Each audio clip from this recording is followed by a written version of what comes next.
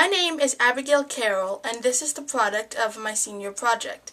My end result is a collection of interviews on people's opinions on the bias of media. I interviewed 5 different people in the hopes of collecting 5 varying opinions on the bias in media. I would like to thank, in no particular order, Caitlin Grubbs, a 12th grade senior at Manteo High School with an interest in photography, Maria White, guidance counselor at Manteo High School, Daniel Acera, a postgraduate bachelor student, Virginia Young, landscaper, and David Carroll, writer and former media professional. Asked them to answer, "What is your opinion on the bias in media?" and then had them read an article before asking them, "What were your thoughts on the article, and has any part of your opinion changed?" This is Caitlin Grubbs, and my question for you is, what is your opinion on the bias in media? I think in today's world, media, it's not used to cover the things that are the most important. It just shows you the little things that don't really make a difference.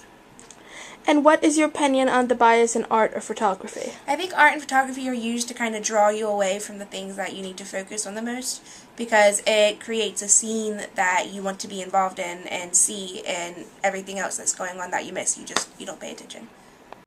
After having read the article, what were your thoughts about the article, and has any part of your opinion changed? I think my opinion just pretty much stayed the same, because it talks about something that I consider important happening, and the news, none of it just covered it. It all just kind of let it slide by, and it just kept on going with community news and weather, and it bypassed all the important stuff.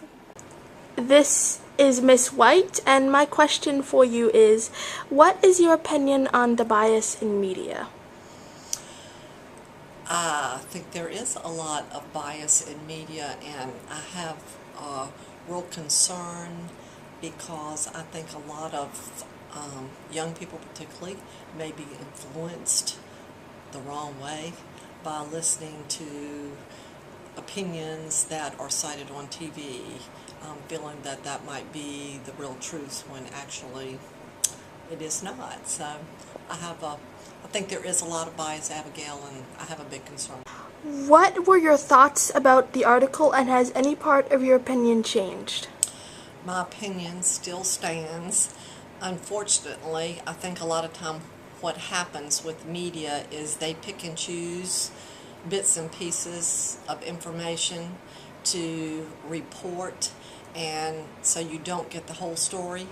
And I feel that was evidenced in this article by them giving the wrong facts and not all of the facts in this article, and I think that's what happens with news a lot these days, so I think it's very deceiving.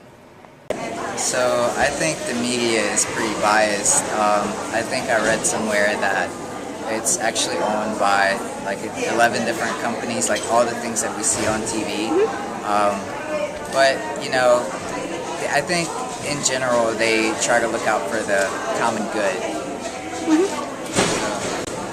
Well, actually, I guess I didn't really realize how much control the government actually has to change major things. And I guess sometimes you'd feel a little powerless knowing that all these big shots are actually making the decisions for you.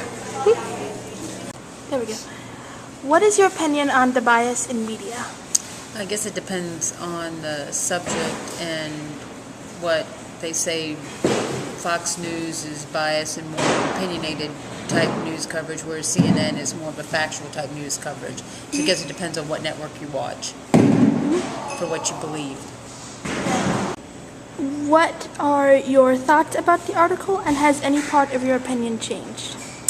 Not really. It actually confirms it, because if you look at the article, the couple of networks that never covered it obviously didn't want the political backlash of what the Supreme Court decided in the EPA rulings.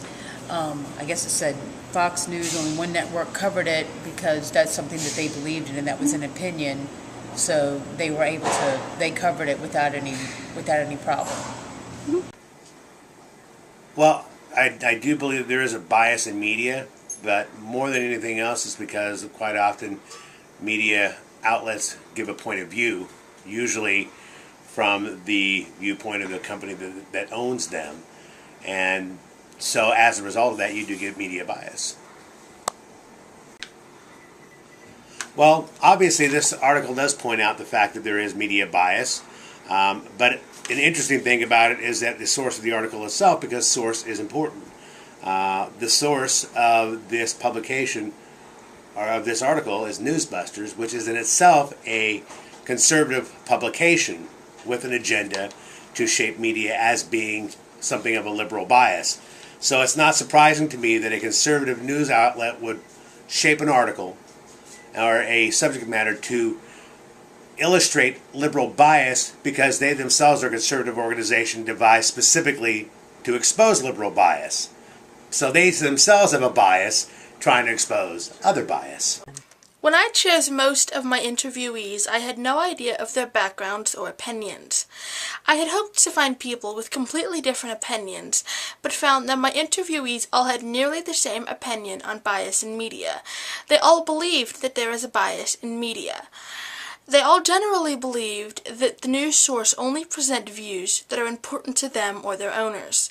None of my interviewees changed their opinions very much, if at all, after reading the article. So, in summation, I believe that the public is hyper-aware of the bias in media, and most of them are not personally heavily influenced by the biased media.